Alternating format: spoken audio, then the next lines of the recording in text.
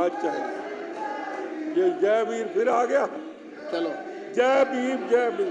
चलिए शुरू करिए। जय भीम जय भीम जय भीम जय भीम। ये अध्यक्ष जी ये बताओ, हर बात पे जय भीम के नारे शुरू कर आप देते। मुद्दे पर आइए मैं तरविंदर जी, आप तरविंदर जी मुद्दे पर आइए। मैं मुद्दे पे आ रहा हूँ। मुद्दे पर आइए, मैं आप अपनी मुद्दे बात पे आ रहा करिए। हूँ। गोपाल जी ने मैं भी आपके साथ जय भीम मैं भी नारे लगाता हूँ ना, मैं भी नारे लगाता हूँ ना। मैं मना थोड़ी कर रहा हूँ। आप लगाइए। मैं मना थोड़ी कर रहा हूँ। अरे मैं मना क्या कर रहा हूँ? मैं तो उस दिन भी जय भीम कर रहा था। मैं मना नहीं कर रहा। अरे मैं तो कह रहा हूँ जय भीम लगाओ नारे। जय भीम हम तो कह रहे हैं जय भीम लगाओ नारे। आप चर्चा नहीं होने देना चाहते? सीएजी जी पर चर्चा नहीं होने देना चाहते क्या? जय भीम। आप सीएजी पे आप बैठ जाइए। आप सीएजी पर चर्चा नहीं होने देना चाहते? जय भीम जय भीम जय भीम जय भीम जय भीम जय भीम। बस अब हो गए राज। जय भीम जय भीम। अब तो बैठ जा। बैठ जाइए। अब तो बैठ जाओ। अब तो बैठ जाओ। अब तो बैठ जाओ। अब बैठ जाओ। अब बैठ जा। बैठ जाइए। आप बैठ जाइए। आप चर्चा होने दीजिए।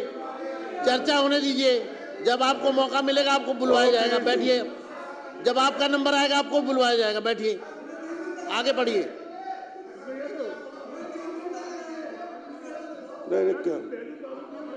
बैठिए बैठिए बैठिए बैठिए बैठिए बैठिए।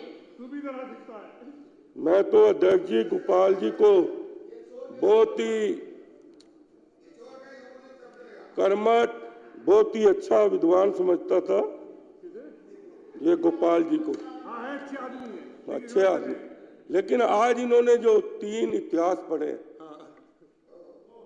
पहले इतिहास में कह रहे हैं कि हमने 2022 के बाद हेल्थ का काम शुरू किया है, उसकी तरफ ध्यान दिया।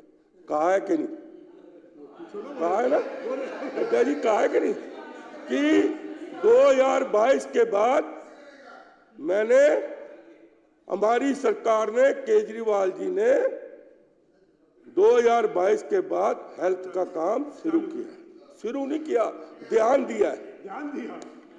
और शुरू नहीं किया, ध्यान दिया है।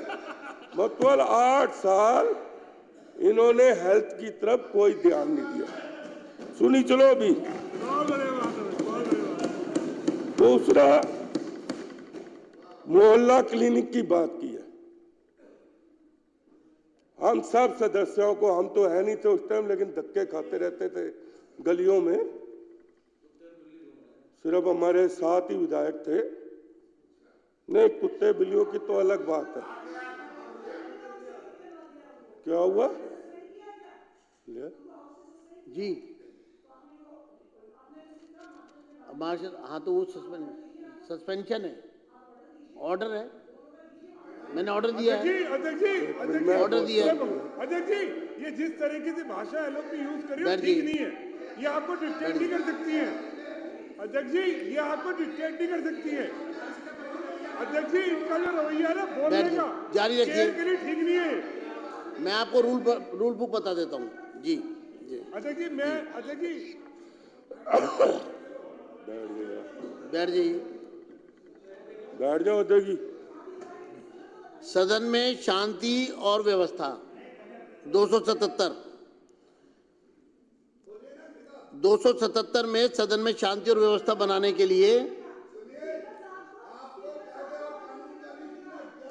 अध्यक्ष व्यवस्था स्थापित रखेंगे और किसी सदस्य का जिनका व्यवहार उनकी राय में अव्यवस्थापूर्ण हो अथवा अध्यक्ष के प्रति अवज्ञापूर्ण हो, सदन से तुरंत बाहर चले जाने का निर्देश दे सकेंगे। और जिस सदस्य को इस प्रकार बाहर चले जाने का निर्देश दिया जाए वह तत्काल सदन से बाहर चले जाएं और उस दिन के बाकी समय में अनुपस्थित रहेंगे। ठीक है? 277 का 1, ठीक है, धन्यवाद, आगे बढ़िए। करना चाहता सीएजी पे, नहीं तो मैं अतिशी जी को जवाब देता इस बात का कि आप पर कोई आदेश नहीं चला सकता। बैठिए नीरज जी, देखिए आप पर कोई एक मिनट, आप आदेश भी नहीं बैठिए, चला सकता। आप भी बैठिए।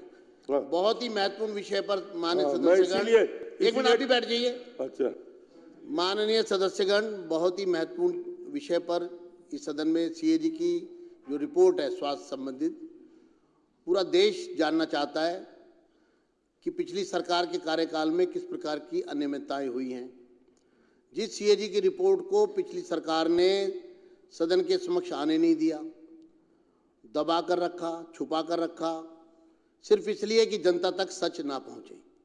जनता तक सच पहुंचना बहुत आवश्यक था और इस सदन में वो तमाम सदस्य भी मौजूद हैं जो पिछले सदन के सदस्य थे और उन्होंने हाई कोर्ट तक का दरवाज़ा खटखटाया। एक बार नहीं, 2 बार गए कि सदन में रिपोर्ट लाई जाए, सदन में रिपोर्ट लाई जाए। रिपोर्ट नहीं लाई गई। बहुत ही दुख की बात है, दुर्भाग्य की बात है। नए सदन का गठन हुआ है और इसी आधार पर दिल्ली की जनता ने मतदान किया है कि नई सरकार बनेगी, सदन के पटल पर रिपोर्ट आएगी। खुशी की बात है कि सीएजी की रिपोर्ट सदन के पटल पर आ रही है। मैं विपक्ष से अनुरोध करूंगा, क्योंकि आप लोग सत्ता पक्ष में थे और आपके ऊपर ये सीधा आरोप है कि आपने सीएजी की रिपोर्ट दबाई थी। अब चूंकि आप विपक्ष में हैं, आप अब भी सीएजी की रिपोर्ट की चर्चा को बार बार डिस्टर्ब कर रहे हैं, उसको डीरेल करने की कोशिश कर रहे हैं, इस चर्चा को आगे ना बढ़े इसकी कोशिश कर रहे हैं, सच दबा रहे, ऐसा मुझे लगता है। ऐसा प्रयास बंद कीजिए, चर्चा को चलने दीजिए। आपके सदस्यों को भी बोलने का मौका मिल रहा है और अगर आप इसी तरह व्यवहार करेंगे तो आपके इस व्यवहार को दिल्ली की जनता, देश की जनता देख रही है। आगे शुरू करिए, शुरू करिए, शुरू करिए। अध्यक्ष जी, आप अभी और भी नाम देना चाहें तो आप दे सकते हैं। विपक्ष को मैं कहूंगा आप और भी नाम दीजिए, आपको पूरा मौका मिलेगा सदन की कार्रवाई में सीएजी पर अपनी बात कहने का और विपक्ष के नेता को भी भरपूर समय मिलेगा, भरपूर समय मिलेगा आपको अपनी बात कहने का। तरविंदर सिंह मारवा जी, लेकिन चर्चा करिए,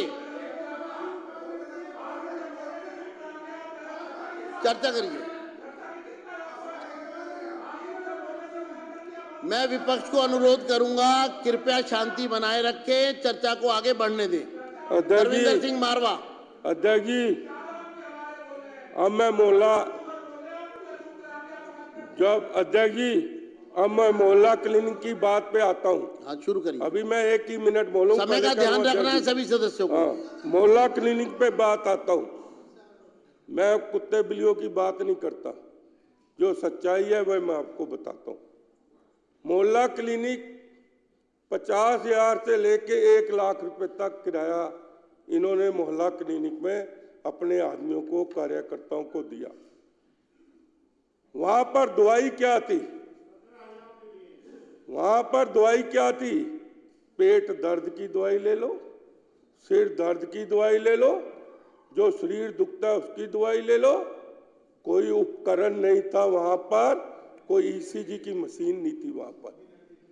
इमरजेंसी में कोई व्यक्ति को जिसको हार्ट अटैक हो जाए, ऐसी कोई चीज नहीं थी कि उसको वहां पर बचाया जा सके। और किराया कितना? 50,000 से 1 लाख।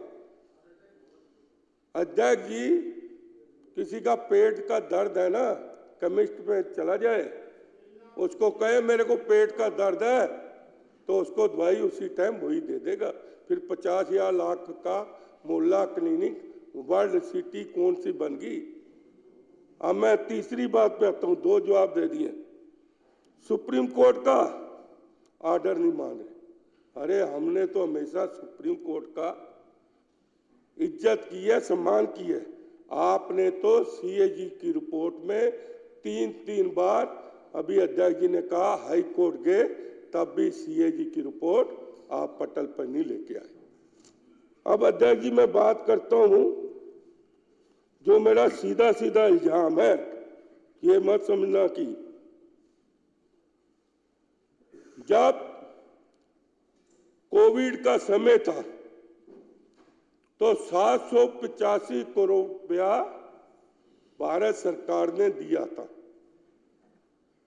और इनका जो सीएजी रिपोर्ट बता रही है 532 या 34, 550 लगा लो। आप ये बताओ कि एक तरफ तो लोग जान से मर रहे हैं, और जिसके खजाने में 200 करोड़ रुपया पड़ा हो वहां पर दिल्ली में ऑक्सीजन के लिए तरतरा हो रही है। सीधा सीधा केजरीवाल पर इल्जाम है, वो कातिल है हजारों लोगों का, क्योंकि अगर ऑक्सीजन आ जाती दिल्ली में, और ऐसी कोई भी चीज नहीं है, खजाने में पैसा होना चाहिए। हमें याद है 1984 नवंबर का, हमें जब हमारे ऊपर आपदा आई थी, कांग्रेस पार्टी लेके आई थी, हजारों सिख कत्लेआम हुए थे, हमारी बसें जल गई थी, तो हमने कहा लोन चाहिए। देखो चुप रहे, नहीं चुप रहे, कांग्रेस कहीं मैं उदाहरण दे रहा हूं, हमें बैंक ने कहा डीडी की जरूरत नहीं है, आप कैश ले जाओ। हमें बैंक ने कहा था कैश ले जाओ। यहां पर तो लाखों लोग मर रहे हैं, हजारों लोग मर रहे हैं, और ऑक्सीजन का इंतजाम दिल्ली में नहीं हो सका, और खजाने में पैसे भी पड़े हैं। मैं दावे से कहता हूं अध्यक्ष जी कि 80% लोग जो है दिल्ली के ऑक्सीजन से मरे हैं, उसका जिम्मेवार कौन है? अकेला मुख्यमंत्री केजरीवाल है। केजरीवाल है, क्योंकि केजरीवाल है, ये मैं दावे से कहना चाहता हूं, क्योंकि वो घर में अकेला अपने आलीशान मकान में बैठा हुआ था, ये नहीं। और उसका निकालो कि उसने एक भी किसी हॉस्पिटल का उस वक्त दौरा किया हो। यूक्रेन में युद्ध हो रहा है, जो उनका राष्ट्रपति है मिलिट्री की ड्रेस उठा के बॉर्डर में जाता है, इजराइल का भी प्रधानमंत्री वहां पर जाता है, लेकिन इसका डरपोक मुख्यमंत्री केजरीवाल घर से नहीं निकला और लोगों की वहां पर जान चली गई सिर्फ ऑक्सीजन के लिए। कोई ऑक्सीजन, मैं कहता हूं चाहे ऑक्सीजन की कीमत 5,000 थी, मैं कहता हूं ऑक्सीजन की कीमत 10,000 थी, चाहे आप इंपोर्ट करते, चाहे आप महाराष्ट्र से मंगवाते, कहीं से मंगवाते, लेकिन आपको इसका जवाब देना है।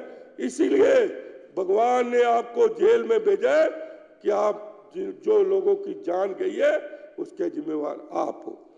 बड़े शर्म की बात है, दिल्ली की राजधानी में आपको मैं बताना चाहता हूं, ये तो अभी कह रहे थे 20-20 लोगों की इकट्ठा करके शमशान घाट में उनका संस्कार किया गया। 20-20 लाश वही पूरे दिन इकट्ठी होती थी, शाम को उनका संस्कार किया जाता था। ये बड़े शर्म की बात है केजरीवाल जी के लिए कि आपकी सरकार उस वक्त काम नहीं कर रहे थे। सिर्फ नरेंद्र मोदी जी ने जो करके दिखाया, कोविड के बाद 140 करोड़ लोगों को टीका और कोई लाइन नहीं लगी, ये नरेंद्र मोदी जी की देन है कि 140 करोड़ लोगों को टीका लगा के दिया। जो केजरीवाल कहता था कि नरेंद्र मोदी जी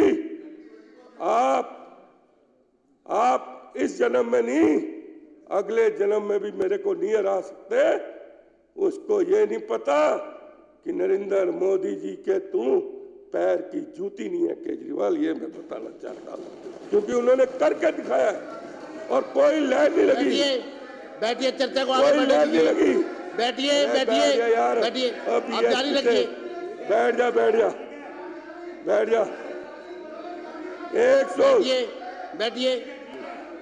140 जी पर चर्चा जारी रहने दीजिए प्लीज। आप बैठिए। 140 करोड़ को टीका लगा अध्यक्ष जी, 140 लोगों को टीका लगा और कोई लाइन नहीं लगी। इससे बड़ी बात क्या हो सकती है अध्यक्ष जी? अरे आपने क्या किया? दिल्ली को लूटा है। पैसे चाहिए थे आपको, पैसे चाहिए थे। बैठिए। क्या गलत बोला है? क्या गलत बोला है? उनके विचार हैं, उनके विचार हैं तो वो अपने विचार प्रकट कर रहे हैं। आपको क्या दिक्कत है? बैठिए आप। उनके विचार है, वो अपने विचार प्रकट कर रहे हैं। आप बैठिए।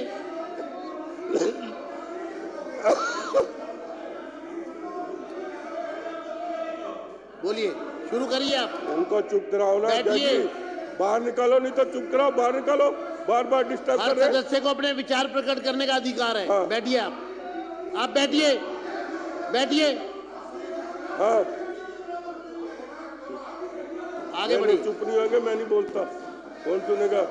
खत्म करें। हाँ। कॉन्क्लूड करिए। अध्यक्ष जी, कॉन्क्लूड करिए। अध्यक्ष जी, बैठिए, बैठिए, बैठिए। कॉन्क्लूड करिए।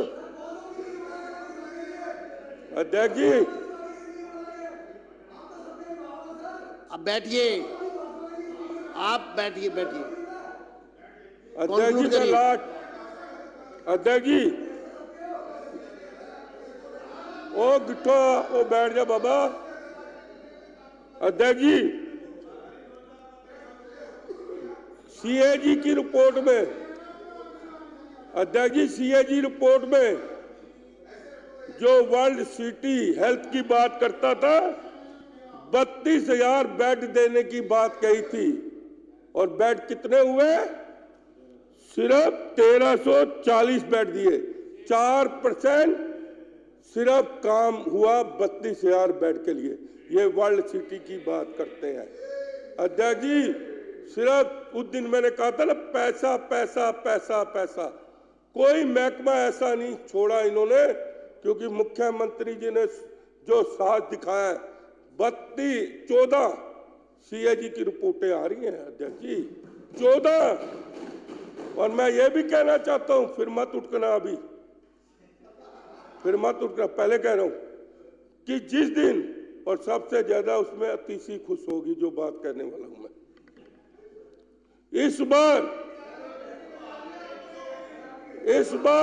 आप डिस्टर्ब करोगे फिर वैसे ही बढ़ता जाएगा टाइम। स्पीकर साहब, अब एक बार उनको पूरा करने दो, आप बैठ जाइए। इस बार अगर कॉन्क्लूड करिए। कॉन्क्लूड। हाँ, बस लास्ट ही है। इस बार मैं दावे से कह रहा हूं, केजरीवाल जेल में जा रहा है।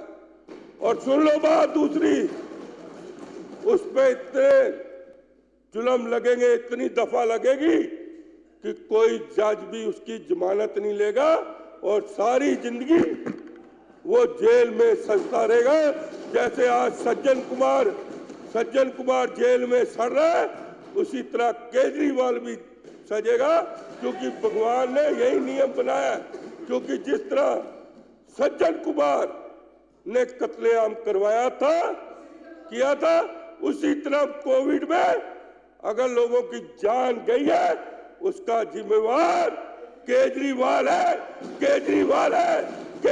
है। धन्यवाद आपका। श्री दीपक चौधरी।